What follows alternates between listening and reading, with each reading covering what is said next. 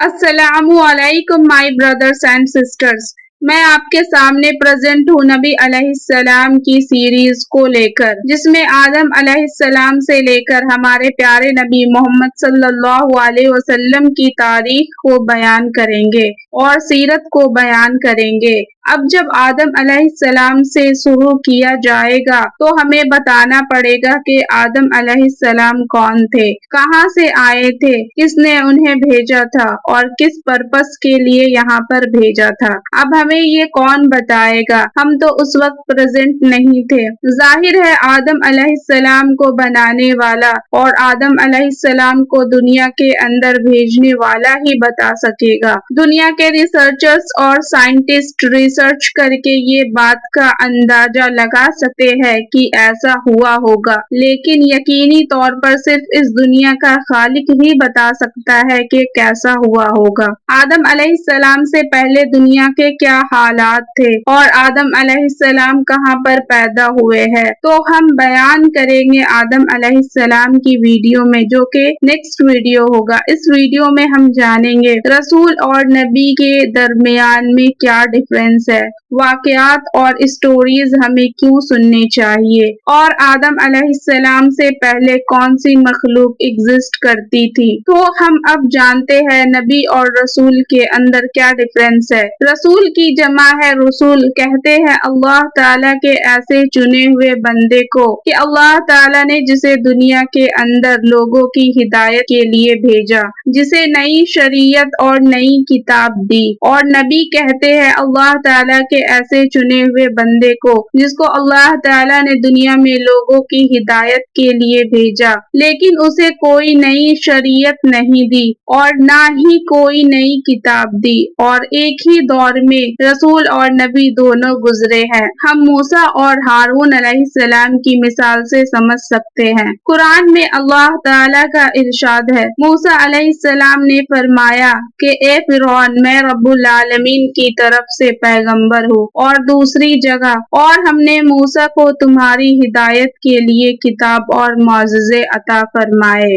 ہر رسول نبی ہو سکتا ہے بٹ ہر نبی رسول نہیں ہو سکتا۔ تو موسیٰ علیہ السلام رسول تھے اور اللہ تعالیٰ نے ان کو نئی کتاب دی تھی اور ایک نئی شریعت دی تھی، اور ان کے ساتھ ان کے بھائی تھے ہارون علیہ السلام، جو کہ صرف نبی تھے۔ سب سے پہلا درجہ ہے رسول کا، اس کے بعد میں درجہ ہے نبی کا، اور اس کے بعد میں درجہ ہے امت محمد صلی اللہ علیہ وسلم کا، کیونکہ اللہ تعالیٰ نے اس امت کو نبیوں والا کام دیا ہے۔ اللہ تعالیٰ کا ارشاد ہے کہ ان واقعات کے اندر عبرت ہے عقل مندوں کے لیے، بلکہ اللہ تعالیٰ نے قرآن میں حکم دیا نبی علیہ السلام کو کہ قصے بیان کرو، واقعہ بیان کرو، تاکہ وہ لوگ اس کے اندر غور و فکر کرے۔ اور واقعات بیان کرنا اتنا امپورٹنٹ ہے کہ اللہ تعالیٰ نے موسیٰ علیہ السلام کا واقعہ نبی علیہ السلام کو جب بتایا تو کہا، جب موسیٰ نے پکار لگائی تھی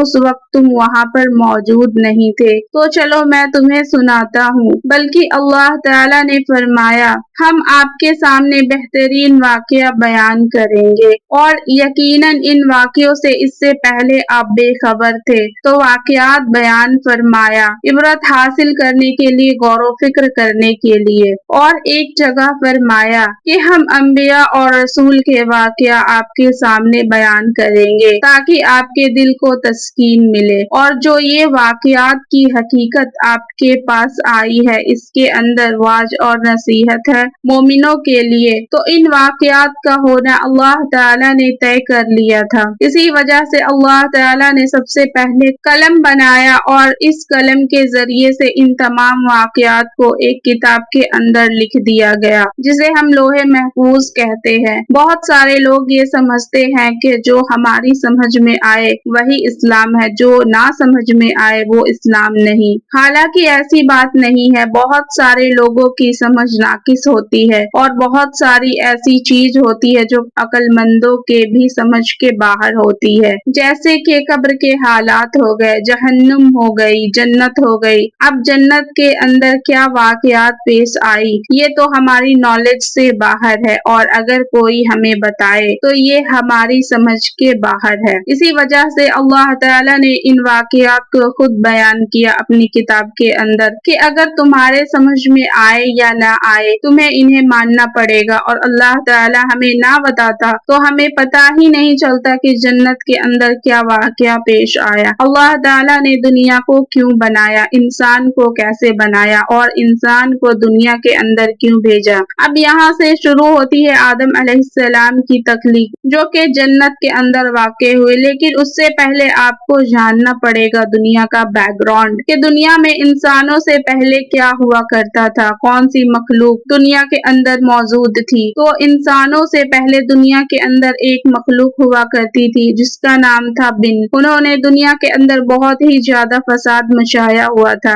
گویا کہ ان کی قیامت کا دن آ چکا تھا، تو اللہ تعالیٰ نے ان کو ہلاک کرنے کے لیے جنات کی فوج بھیجی جس کا سردار تھا ابلیس۔ جیسے ہماری قیامت کے لیے اللہ تعالیٰ فرشتوں کو بھیجیں گے، سور پھونکا جائے گا فرشتوں کے ذریعے سے، ویسے ہی ان کی ہلاکت کے لیے اللہ تعالیٰ نے جنات کو بھیجا تھا۔ اب تین مخلوق کا ذکر ہمارے سامنے آ گیا، بن، جن اور فرشتے۔ اب ان تینوں میں سے سرکشی مچائی تھی بن نے، جو کہ ہلاک کر دیے گئے تھے۔ اب بچے تھے دو، جن اور فرشتے۔ فرشتوں کے اندر اللہ تعالیٰ نے گناہ کا مادہ نہیں رکھا، اور جنات بھی اتنے نیک ہوا کرتے تھے کہ انہیں فرشتوں کے اندر شمار کیا جاتا تھا، جیسے کہ ابلیس۔ اب یہاں پر اللہ تعالیٰ فرشتوں کو کہا کہ میں زمین کے اندر خلیفہ بنانے والا ہوں۔ تو یہاں سے آدم علیہ السلام کی تخلیق کی اسٹوری ہم نیکسٹ ویڈیو میں جانیں گے انشاءاللہ۔ تو ملتے ہیں نیکسٹ ویڈیو میں۔